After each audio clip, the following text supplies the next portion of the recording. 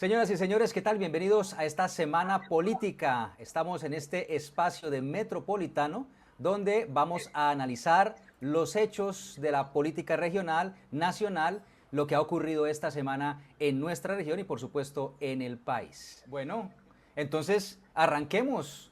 ¿Cómo transcurrió esta semana política en la que hubo mucho movimiento en nuestra región? Visitas de ministros. Tuvimos un evento muy importante que fue el Congreso Nacional de Ingeniería, al que asistieron varios jefes de carteras a nivel nacional, pero también hubo noticias judiciales y estamos pendientes del tema de los alcaldes, ¿no? ¿Con qué quiere comenzar? Pues es que sin duda el tema judicial ha sido controversial y vuelve a ser noticia en Santander con la imputación de Carlos, por ejemplo, al exgobernador Mauricio Aguilar por el tema del plan de medios que entregó de manera tercerizada a través del canal TRO. Es una situación que sin duda pues se convierte en algo incluso atípico porque con la imputación de Mauricio Aguilar es el tercero de los tres gobernadores del clan que va ante la justicia. Era el único que faltaba por ser imputado en la Fiscalía o la Corte Suprema. Se equilibraron las cargas, se equilibraron. Bueno, eso tiene la ventaja de que se puede conseguir un solo defensor. Se ahorran lo del abogado. Sí. Entre todos hacen la vaca. Hola, Gerardo, pero de verdad. ¿Cómo analiza usted la situación de los alcaldes que están prácticamente todos en la misma silla, ¿no? Y es con los pelos de punta porque tienen demandas contra su elección por doble militancia. ¿Cómo analiza usted ese tema?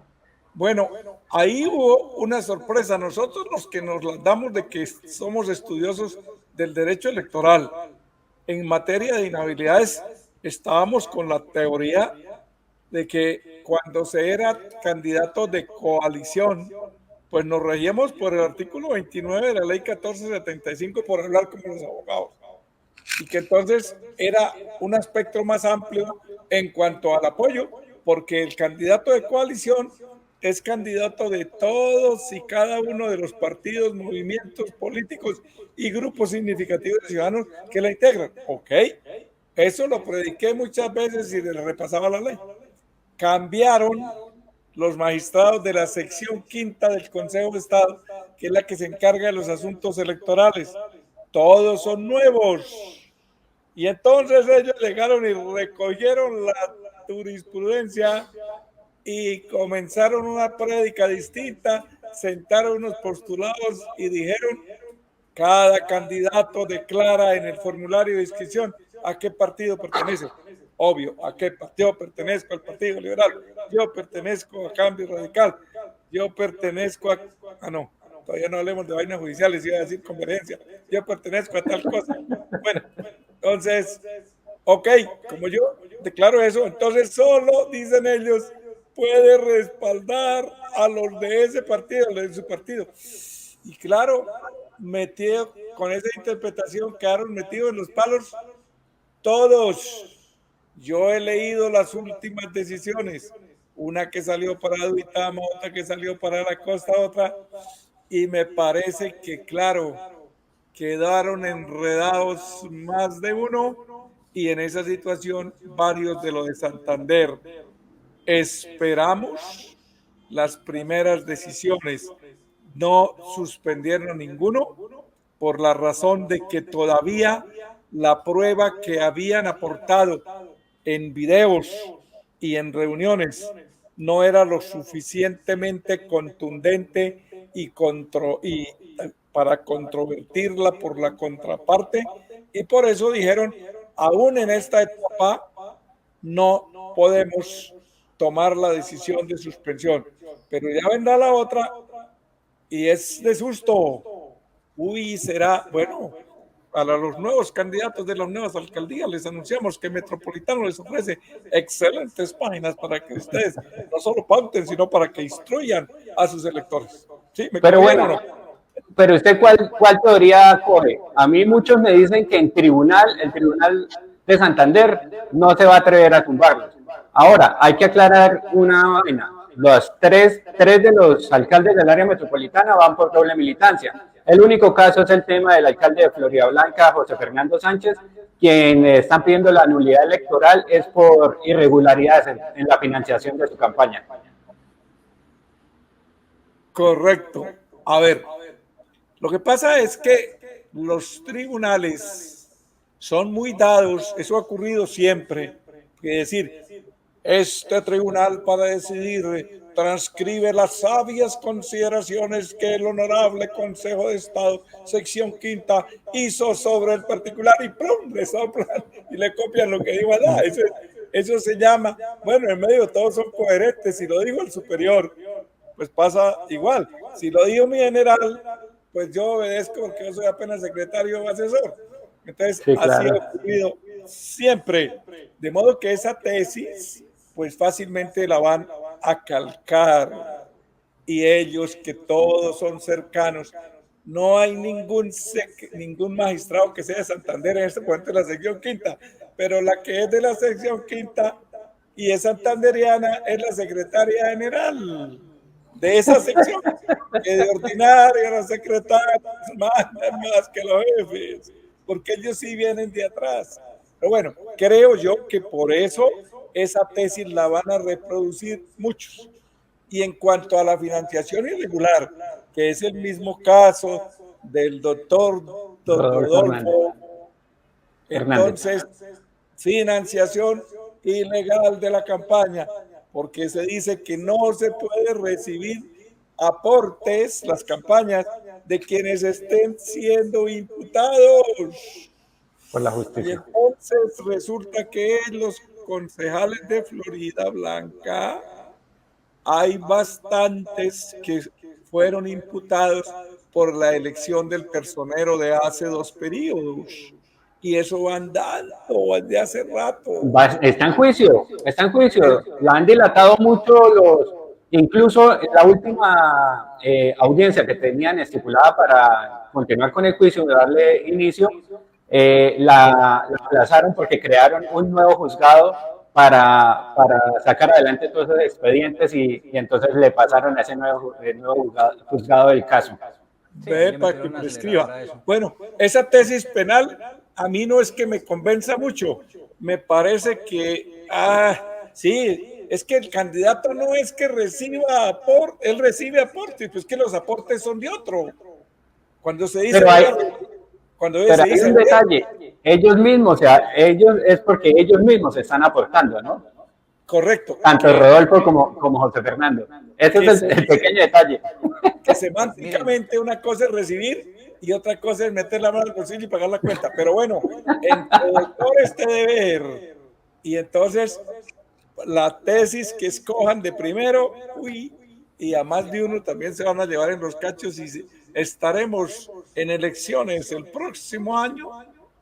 Bueno, es posible, ¿no? Bueno, de tiempos. Hablemos de tiempos. ¿Qué pasa si se caen los alcaldes? No, pero que hay que hacer elecciones. Un segundo, Oscar, pero un segundo. Primero expliquémosle a la gente qué debe pasar para que se caiga uno de los alcaldes. Porque hemos hablado y la gente dice, no, es que ya los van a sacar, pero ¿cómo se da eso? Es decir, hay unas demandas. ¿Qué debe pasar para que se dé eso de que se caigan los alcaldes? Si es que eso no es tan inmediato, ¿no? Lo primero tiene que salir, el tribunal tiene que definir en primera instancia, caso que no se ha dado. Tiene que, lo que se llama, transcurrir el trámite del proceso, que es alguien presente la demanda, ya la presentó, el tribunal la acepta, le da traslado para que los demandados procedan a contestar. Como hay demandas de varios, pero con el mismo sentido, doble militancia, entonces las acumulan, viene la práctica de las pruebas. Tengo entendido que ya hubo las audiencias de práctica de pruebas. Terminada la práctica de pruebas, entonces se le corre traslado al Ministerio Público para que él emita concepto que no es obligatorio. Luego se le corre traslado a la parte demandante. Y a la parte demandada para que contesten, ya para que se pronuncien. Esos son los alegatos de conclusión que se llaman, Y ahí ya viene la posibilidad de que haya fallo.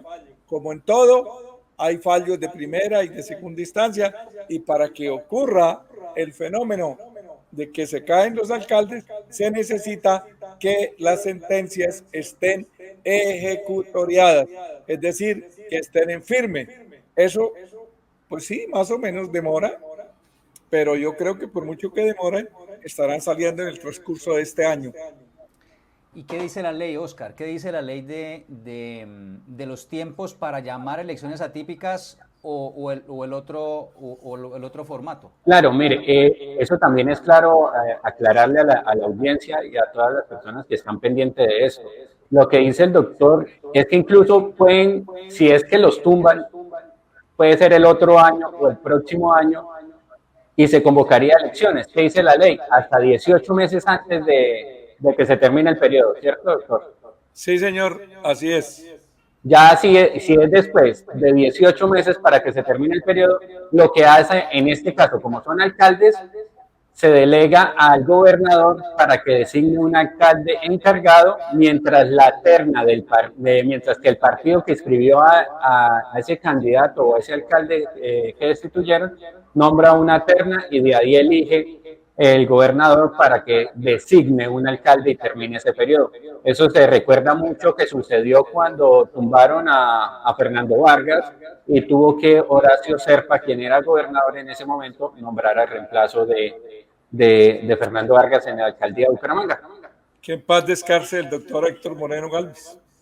Autor de muchos escándalos de corrupción. Sí, que en paz descanse. Protagonista de la historia judicial de nuestra ciudad. Y en caso, si el que se cae es un alcalde de un distrito, el nombra el presidente de la República, ¿no? Es la única excepción, pero aquí ninguno de estos es de distrito, el único sería el de Barranca.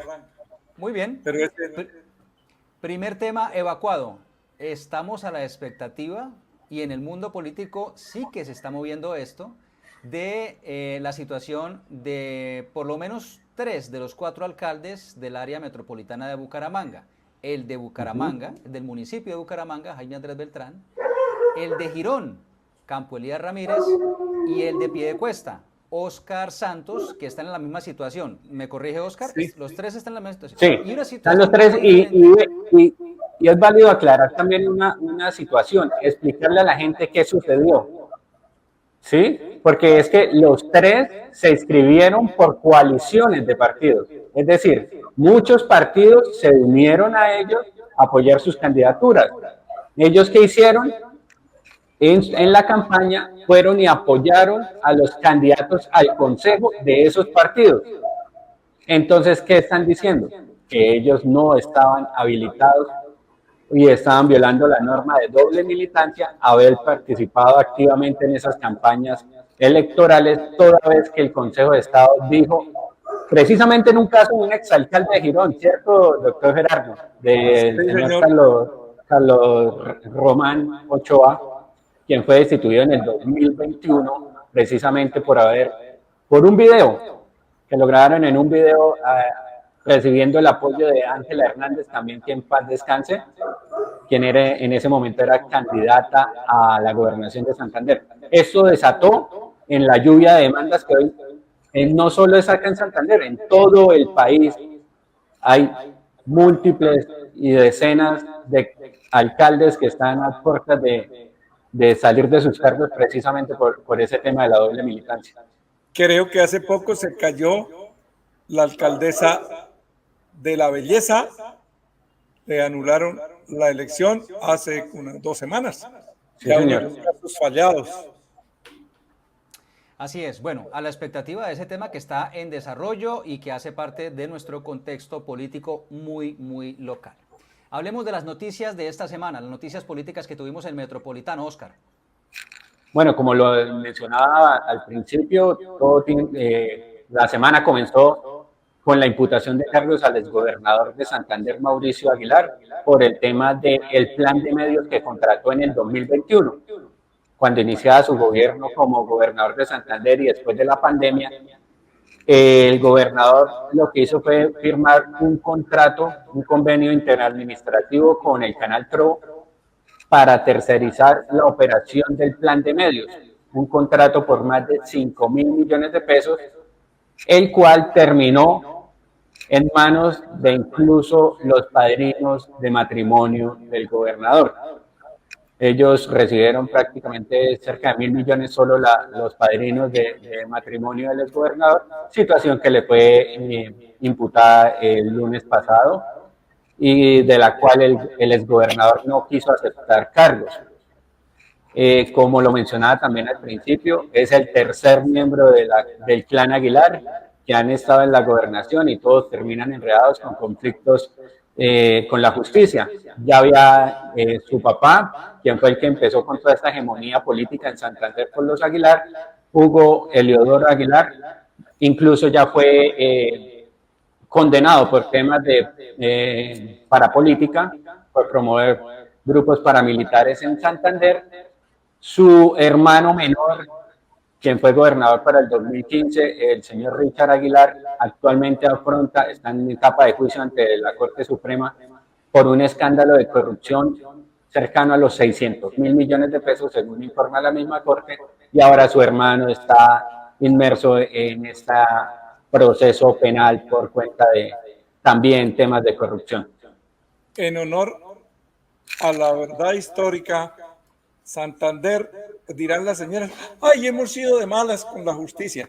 Bueno, en el sentido de que no actuamos y hemos sido de malas, pero de todos los elegidos popularmente gobernadores de Santander, condenado el primero, condenado el segundo, desinvestido el tercero, libre el cuarto por fallas de la justicia, enredado el quinto, ay, Virgen Santísima. Bueno, con excepción del doctor Serpa, que en paz descanse, él, pero no es que no tuviera líos, ¿no? Pero no por la gobernación de Santander, sino por lo de Álvaro Gómez.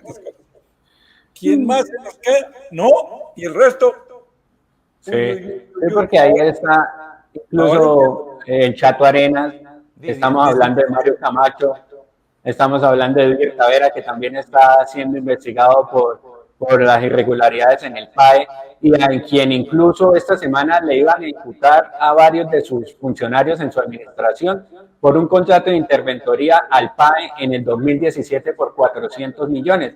Sin embargo, mágicamente nuevamente suspendieron la audiencia por solicitud de la Fiscalía. Es la tercera vez que suspenden esta audiencia. Pero lo que dice el doctor Gerardo es muy cierto. Los líos judiciales de todos los exmandatarios departamentales en Santander, todos han salido enredados.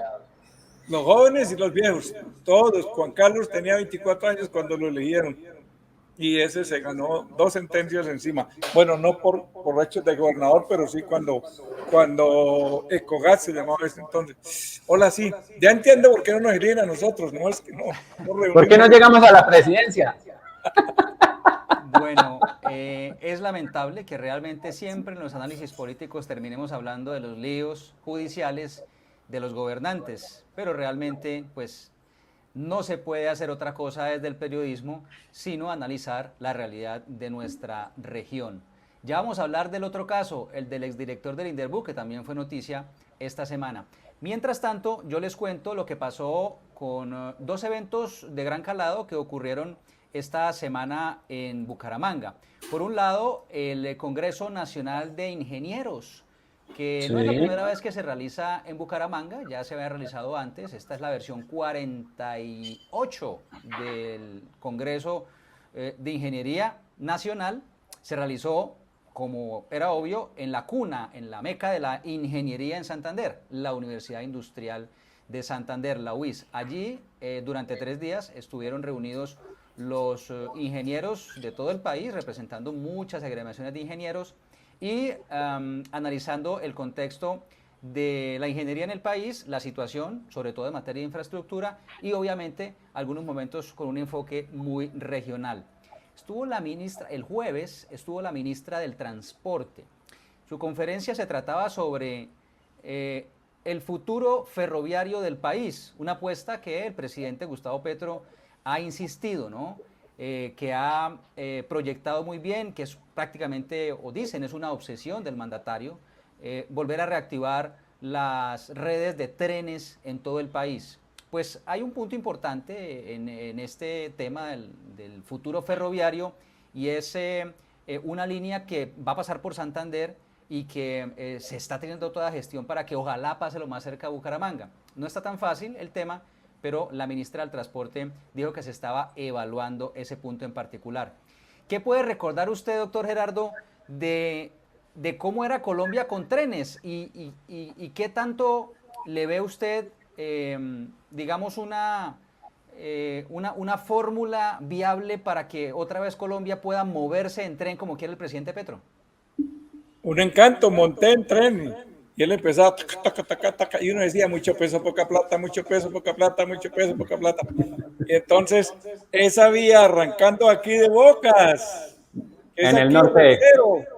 en el cero, que era lo más cerquita de Bucaramanga, y arrancar a uno a pasar y pasar allá por La Gómez, que es en Sabana, y a pasar uno por el kilómetro 20, el kilómetro 16 que llamaba García Cadena, kilómetro 20 Comuneros, que eso era de Wilches, hasta llegar a Wilches, que era muy chévere, y Barranca, y el Expreso del Sol, que eso era expreso, entonces no gastaba 20 horas sino 10, pero le rendía más. Y me encantó, solo me preocupa, bueno, lo mismo, cuando iban a hacer la troncal del Magdalena, fue la gran controversia, la troncal de carretera, si la alejaban de Bucaramanga o si la acercaban a Bucaramanga. Que Bucaramanga se quedaba sin las tractomulas, sin el transporte pesado, que se iba a morir Bucaramanga, eso era un llanto. Se muere Bucaramanga, se le van los camiones, se le van los transportadores, se quedan las muchachas sin pretendientes, se quedan los mecánicos sin tornillos. Bueno, eso era una tragedia. Y finalmente dijeron, ve, pues echémoslo por donde es más viable, por lo plano del Magdalena, pero ¿por qué nos vamos a acercar a estas lomas? Y entonces la echaron por allá y Bucaramanga. Si es tan importante esa vía, pues entonces háganle una vía rápida. Y fue cuando salió la teoría de la vía rápida por donde quedaba el ferrocarril, que se hiciera por ahí al llegar a Sabana y que el aeropuerto de Palo Negro pues lo corrieran más allá y lo hicieran en Sabana de Torres. Hasta que recuerdo que el delegado del presidente de la República en estas épocas para lo que eran el Invías y eso era el doctor Rafael Marín. Y algún día el ministro del sector le dijo, oiga, pero ustedes, yo no sé, yo no entiendo por qué quieren hacer otra vía. Si usted va hacia Barranca o hacia Medellín, pues usted coge por Lebrija. Y si usted lo que va es para Costa, pues usted coge por Río Negro. Ella tiene las dos salidas y ahora quiere una por el centro. Piénsenlo, bueno, y eso terminó en que no se hizo. Lo de los trenes, a mí me tiene con cierta nostalgia porque nuestro tren es yardal. ¿Qué quiere decir eso? Los que estudiamos cuando se estudiaba. La yarda, no el metro. Y entonces la yarda es como de 90 centímetros, si mal no recuerdo. Y entonces es un tema yardal. Lo que la carrilera es así, angosta. Y entonces, si no nos metemos con unas carrileras como las estándar, que son creo que de 1.40 ahora, 1.30 y pico, pues no vamos a conseguir locomotora. Porque eso es como cuando uno llega con un carro ancho en una carretera angostica. Eso no sería bueno porque lo que están rehabilitando es rehabilitando unas carrileras que ahora no son con pines de madera, sino con pines de cemento, pero con una yarda. Y eso nos deja fuera de la modernidad. Tengo ese reparo. De resto, pues, ok, a competir con los camiones. Claro, eso le cabía muchísima carga, era válido, bien. Y aquí pasando por el corregimiento de Wilches, que se llama Puente Sogamoso. No el puente de Sogamoso, que la represa, no el corregimiento de Puente Sogamoso. Por ahí habrá que hacer otro puente porque uno tiene que pasar por la misma carrilera, le ponen unas tablas. Lo pasé muchas veces. Y entonces cuando estaban en paro o hay algún avivato, ya cuando uno iba llegando al otro lado, llegaba un vergado ese y le quitaba la tabla y decía, me da tanto, miserable. ¿Y qué hacía uno? Se empezaba a pitar el tren. Así se lo hacían muchas veces. Uno paraba ahí a desayunar con buen boca chico y era bien, Era pero hay que hacer un básicamente. puente al lado, creo yo, Sí. que ya esas épocas, pues que las superemos. Muy Bueno, interesante. ¿Qué? claro, muy interesante. Ahí en el Congreso Nacional de Ingeniería, el gobernador de Santander será tema que ampliaremos, digamos, más detalladamente en las páginas de Metropolitano, en nuestras redes sociales.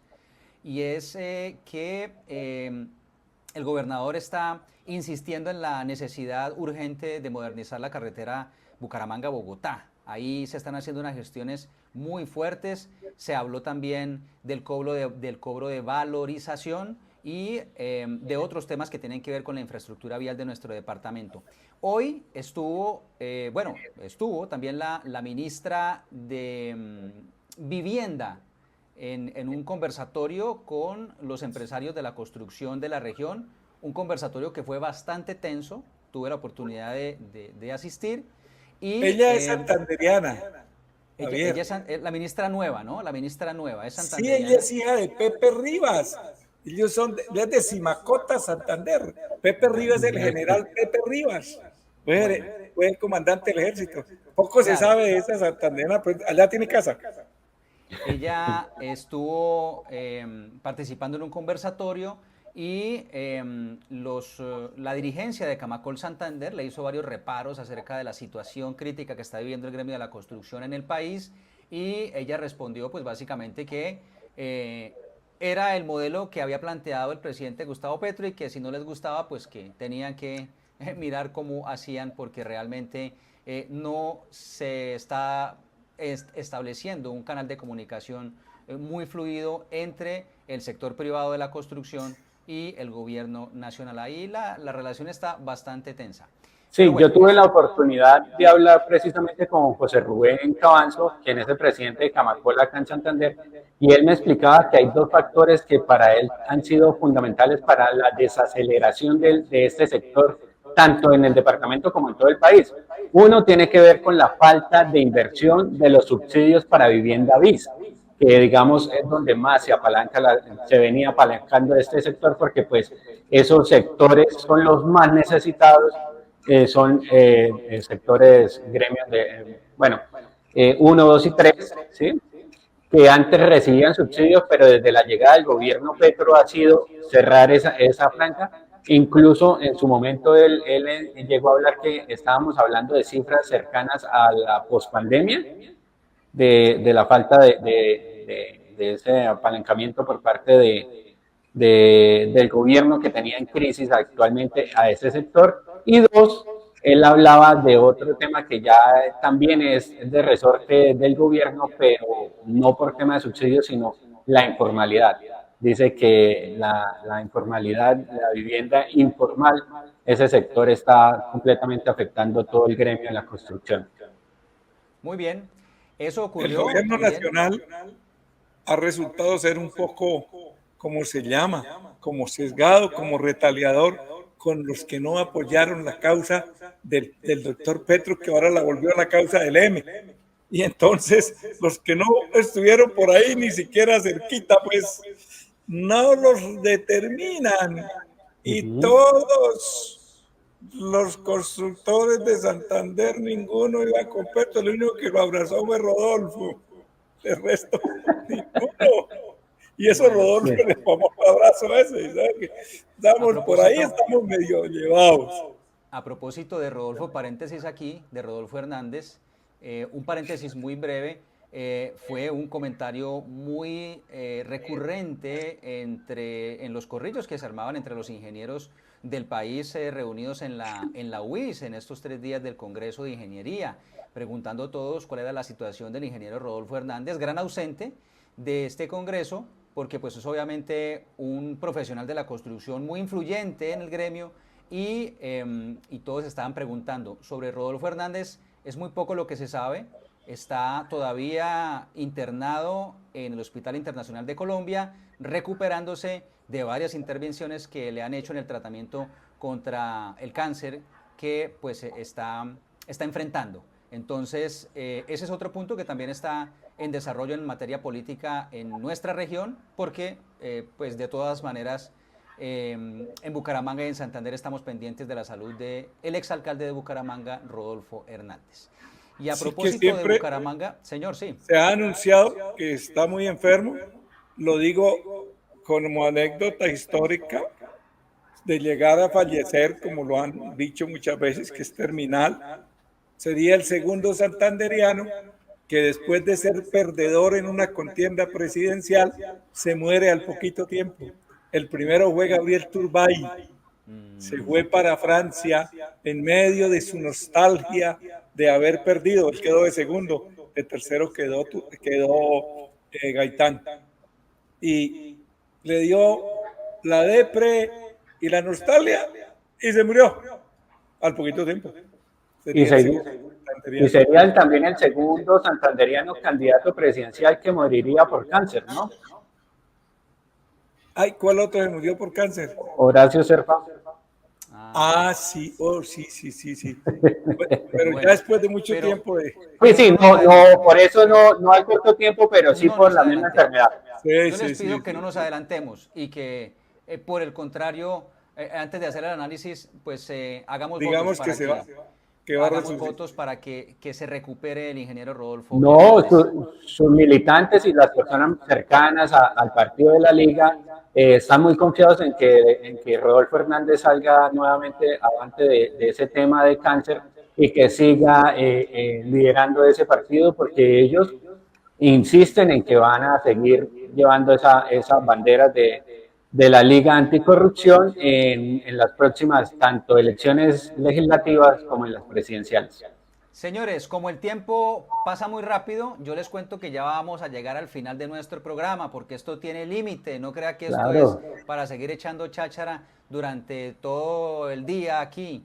Pero un tema que no se nos puede quedar al final, que fue noticia también, el cúmulo de sentencias que está acumulando, que sigue y sigue sumando el exdirector del INDERBU, el Instituto del IMEBU, del Instituto de Fomento del Empleo del municipio de Bucaramanga, Cristian Rueda. ¿Qué fue lo último esta semana en ese caso, Óscar?